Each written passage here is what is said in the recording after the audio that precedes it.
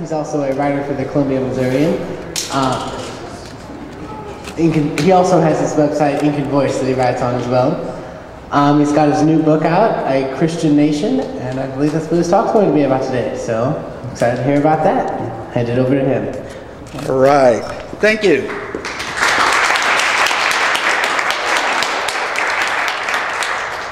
I used to teach at the University of Colorado, and I haven't had a classroom that's this big and this empty in an awfully long time. One of the things that I have learned a long time ago in my own upbringing is that religion is more than just somebody believing in a myth. It's a group of myths. I was brought up in a Jewish Methodist Catholic neighborhood. I went to Hebrew school. I was bar mitzvahed. I can do my whole Haftorah for you right now. I memorized that darn thing. No. Do it.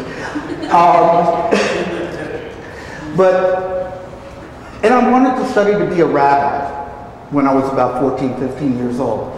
Somewhere along the line, I thought being an engineer would be a lot better. So, Dave Rossman, New York Jew, ended up at St. Louis University Jesuit College. In the process, I was one of 3 Jewish students at a Catholic engineering school, and they had no idea what to do with me. Their whole idea was that if you're not an ROTC, this was back in 1940, you know, that was war years of Vietnam and stuff. If you're not an ROTC, you had to go to religious classes. So I took the religious classes. So I took New Testament. I took a whole course on Timothy. I passed Catholic marriage. So according to Canon Law 1033, I can marry any Catholic I want.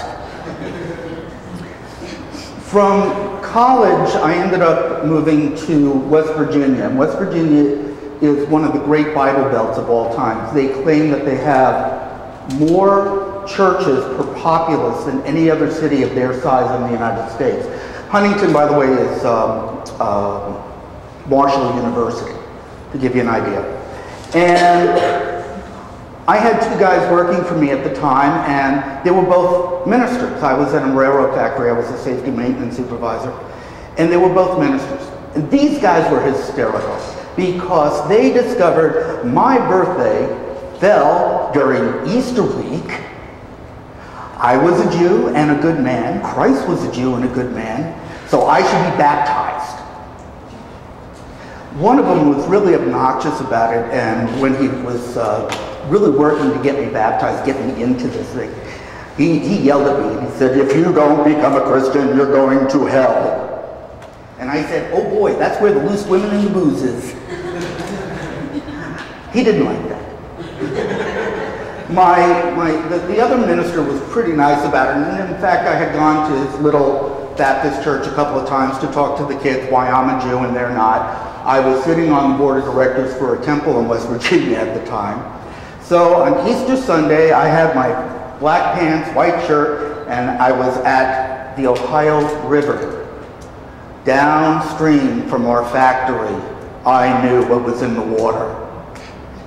So they baptize a bunch of kids and everybody's going crazy, and I get in there and they go to baptize me and he holds my head, and instead of holding my head facing upstream, he held it facing downstream, and I was drowning as water was going past my face.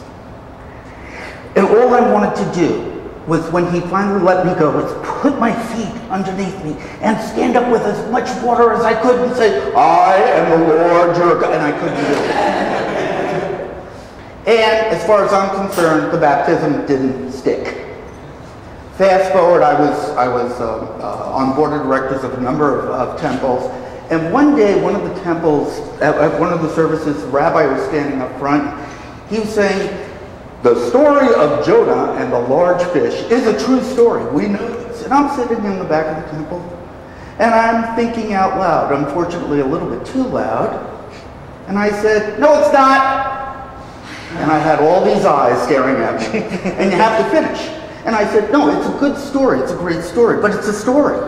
A fish can't swallow a person, nature wouldn't allow it." So I was persona non grata for about 3-4 months, and then was asked to leave the board.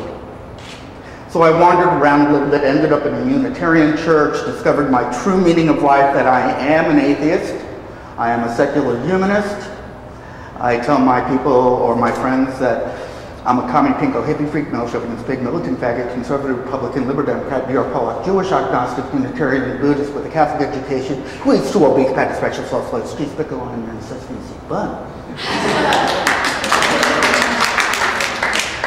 Over the years, however, in this new life I had, starting in the late 90s, I started hearing more and more of my Christian friends and more people that I was acquainted to, one, try to convert me either back to Judaism or to their form of Christianity, and that the United States was founded as a Christian nation.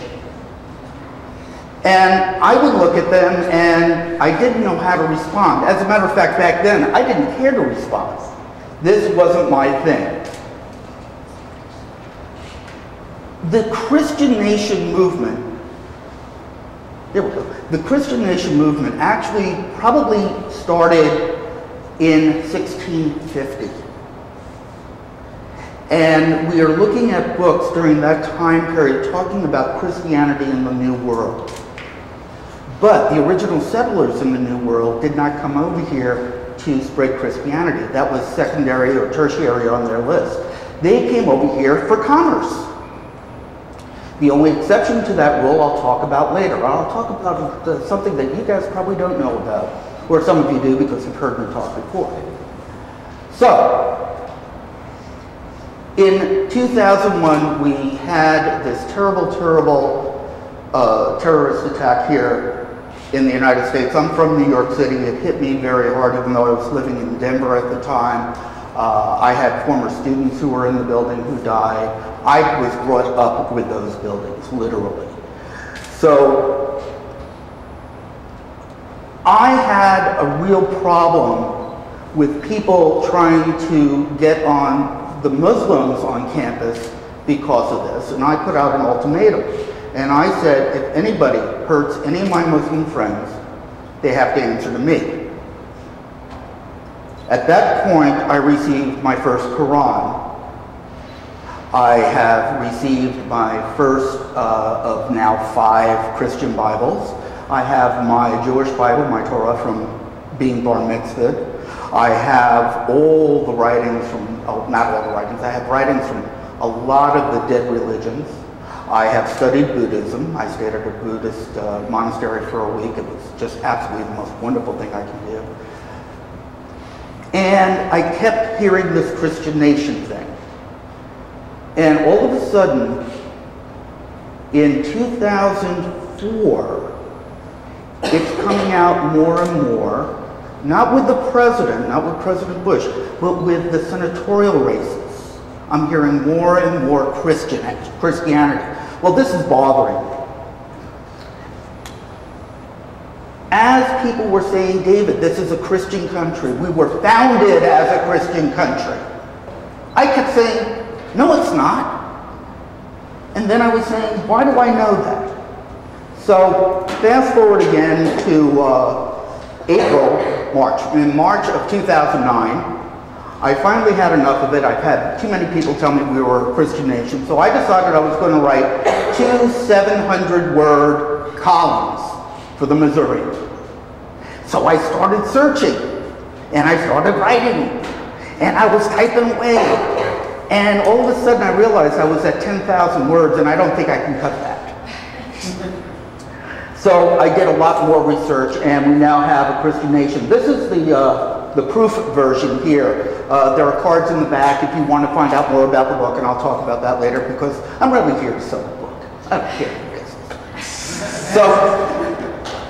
So anyway, I asked a whole bunch of people. I asked, it was on LinkedIn, on Facebook, Dig It. I just went to all the social networks that I'm involved in, including the Universal Life Church, which I am an ordained minister with them.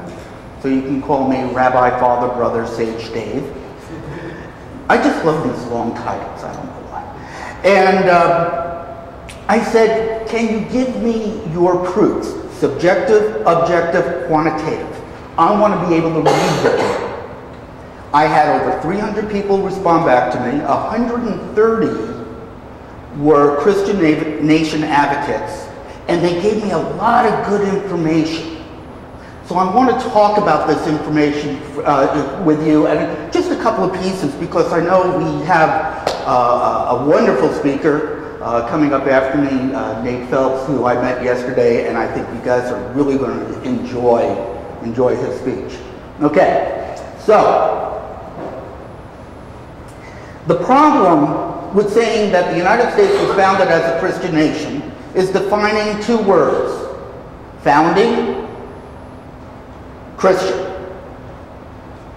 Now that's a lot harder than you think. And from the people that I talked to and who responded to me, there are two foundings.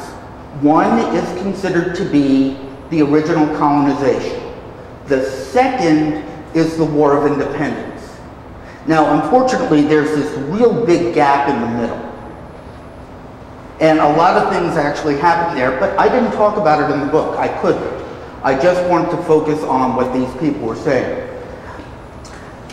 I want to give a little sidebar here and ask you to don't think of the arguments for what I am going to say, but I want you to think of the question and the statements.